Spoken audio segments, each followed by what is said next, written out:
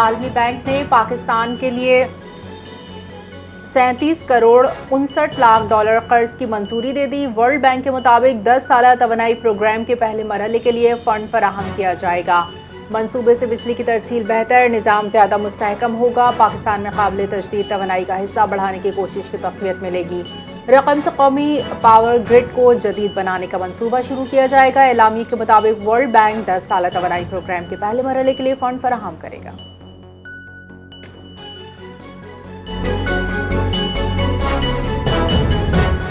پاکستان، قطر سمیت علاقائی ممالک امریکہ ایران میں کشیدگی کم کرانے کے لیے متحرک۔ امریکی نیوز ویب سائٹ ایکزیوس کی رپورٹ کے مطابق پاکستان، قطر، ترکی، مصر اور سعودی عرب امریکہ ایران میں بڑھتی کشیدگی کم کرنے میں مصروف ہیں۔ دونوں ممالک کے درمیان تکنیکی سطح کے مذاکرات دوبارہ شروع کرانے کے لیے کوششیں جاری۔ ثالث ممالک مفاہمتی یادداشت کو برقرار رکھنے کی بھرپور کوششیں کر رہے ہیں۔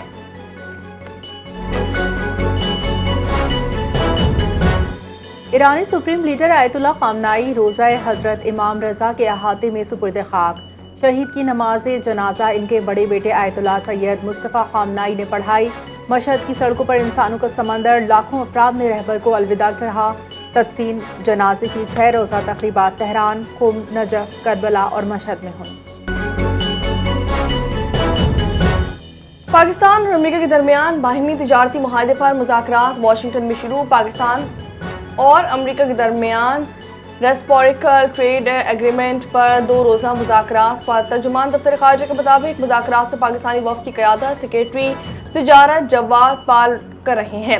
پاکستان اور امریکہ کے درمیان تجارت اور ٹیرف سے متعلق امور پر تفصیلی بات چیت۔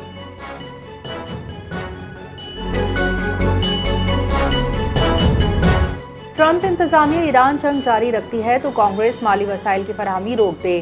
امریکی ڈیموکریٹ سینیٹر ایڈ مارکی کا بیان، کہا ٹرمپ کی جنگی مشینری کے اخراجات کم کرنے کی کوشش کی قیادت کر رہا ہوں۔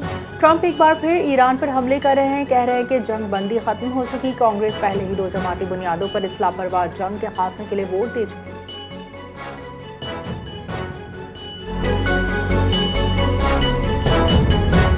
حملوں کے باوجود امریکہ اور ایران کے درمیان مذاکرات جاری۔ امریکی عہدیدار کی برطانوی خبر رساں ایجنسی رائٹرز سے گفتگو، کہا کہ امریکہ اب بھی ایران کے ساتھ کسی حل تک پہنچنے کے لیے پرعزم ہے۔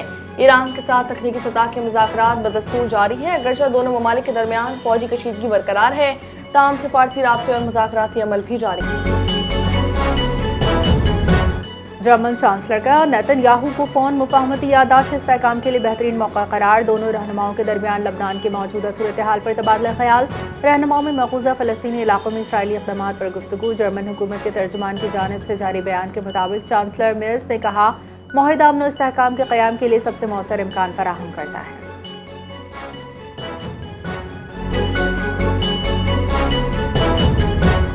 بھارتی کمپنیز کی امریکہ میں بھی ویزا جعلسازی، بڑا اسکینڈل سامنے آ گیا۔ دنیا بھر میں بھارتی کمپنیز کے مالی اور سائبر فراڈ کا دھندا زور پکڑ گیا۔ بھارتی جریدے انڈین ایکسپریس کی رپورٹ کے مطابق امریکہ میں H-1B اور پرم ویزا پروگرامز میں مبینہ فراڈ کی بڑی تحقیقات شروع۔ تحقیقات امریکی نائب صدر جیڈی وینس کی سربراہی میں قائم ٹاسک فورس کر رہی ہے۔ دائرے میں شامل کمپنیز میں بھارتی آئی ٹی کمپنیز کو گنیسٹ کا نام شامل کیا گیا ہے۔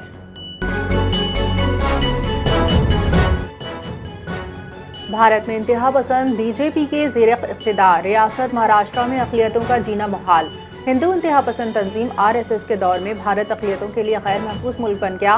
بھارتی جریدے ہندوستان گیزٹ کے مطابق گاؤں ارلا کے مسلمانوں کو ہندو انتہا پسندوں کے حملوں کے بعد معاشی مشکلات کا سامنا۔ دوسری جانب بھارتی وزیر مالیات نے کہا کہ عیسائی مشنری تنظیموں کی ملکیتی تمام زمینوں کی جانچ پڑتال کی جائے گی۔ قابض طالبان رجیم نے افغانستان کو دہشت گردی اور انتہا پسندی کی آگ میں جھونک دیا۔ امریکی ادارے گلوبل ٹریکر کے مطابق طالبان رجیم نے سخت قوانین کے تحت لامحدود اختیار کے ساتھ اپنا تسلط قائم رکھا ہوا ہے۔ افغانستان میں لڑکیوں کے لیے ثانوی تعلیم اور مرد رشتہ دار کے بغیر سفر کرنا بھی ممنوع ہے۔ شدت پسند گروہ نے افغانستان دہشت گردوں کی بھرتی تربیت کا مرکز بنایا ہوا ہے۔ کشمیر بنے گا پاکستان کے نعرے کے خالق سردار محمد عبدالقیوم کی برسی آج منائی جا رہی ہے۔ مجاہد اول سردار محمد عبدالقیوم نے کشمیری قوم کو اپنے نظریات بے مثال قیادت سے بیدار کیا۔ آج کا دن کشمیریوں کے عزم، قربانی، استقامت کی یاد کا دن ہے۔ سردار محمد عبدل قیوم نے 1947 کو نیلا بٹ کی چوٹیوں سے آزادی کی جدوجہد کا پہلا عملی قدم اٹھایا۔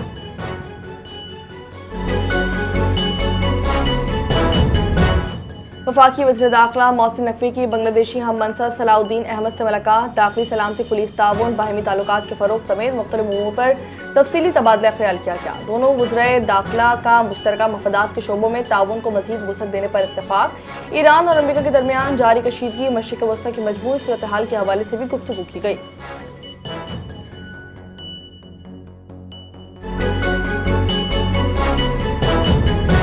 گورنر پنجاب سردار سلیم حیدر سے پرتگال کے سفیر پاولو ڈومینگوئس کی ملاقات، بزنس، زراعت، تعلیم، ثقافت سمیت دیگر شعبوں میں دو طرفہ تعلقات بڑھانے پر تبادلہ خیال۔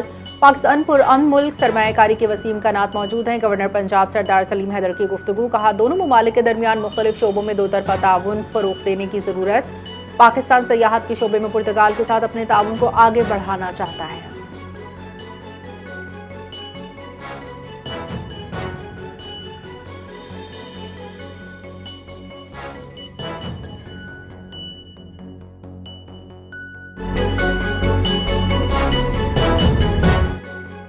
وزیر اعلیٰ بلوچستان سرفراز مفتی کی شودا کے لواحقین سے ملاقات، دھرنا ختم کرنے کا اعلان، دھرنا کمیٹی سے مذاکرات۔ صوبائی وزیر صحت بخت محمد کاکڑ کی سربراہی میں ہوئے، میں پہلے دن سے دھرنا کمیٹی کے ساتھ رابطے میں تھا۔ وزیر اعلیٰ بلوچستان سرفراز مفتی کی گفتگو، کہا میرا تعلق آپ سے اور آپ کے بزرگوں سے ہے، یہ رشتہ ہمیشہ قائم رہے گا۔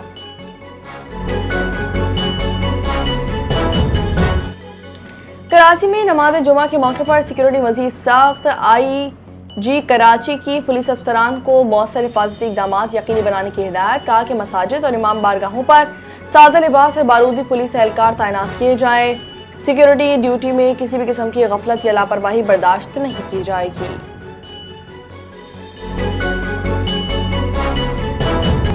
بلوچستان سے ملک کے دیگر شہروں کے لیے ٹرین سروس آج دوسرے روز بھی معطل رکھنے کا فیصلہ، ٹریک پر مرمتی کاموں کے باعث بلوچستان سے ٹرین سروس معطل رہے گی۔ محکمہ ریلوے کے مطابق پشاور جانے والی جعفر ایکسپریس کی روانگی آج منسوخ کر دی گئی۔ کوئٹہ آنے والی جعفر ایکسپریس بھی جمعے کو جیکب آباد تک محدود رہے گی۔ ٹرین کی معطلی کے باعث مسافروں کو ٹکٹ کی پوری رقم واپس کی جائے گی۔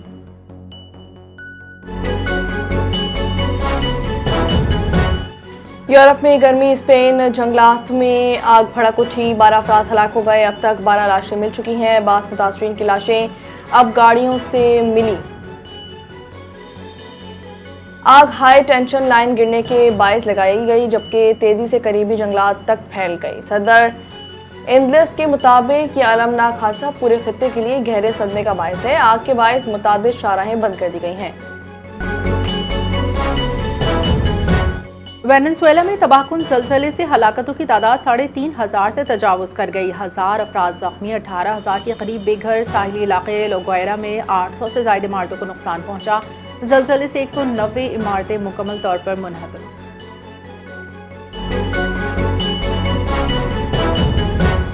چین میں جوتے کی فیکٹری میں آتش زدگی کے باعث 28 افراد ہلاک ہو گئے۔ میڈیا کے مطابق چینی شہر جنجیانگ میں آگ گراؤنڈ فلور پر آتش زدگی مواد سے بھڑکی، جبکہ چینی صدر کی ذمہ داروں کے خلاف سخت کارروائی کا حکم دے دیا گیا ہے۔ کہا کہ قیمتی جانوں کے ضیاع کے ذمہ داروں کو سختی سے جواب دہ ٹھہرایا جائے گا۔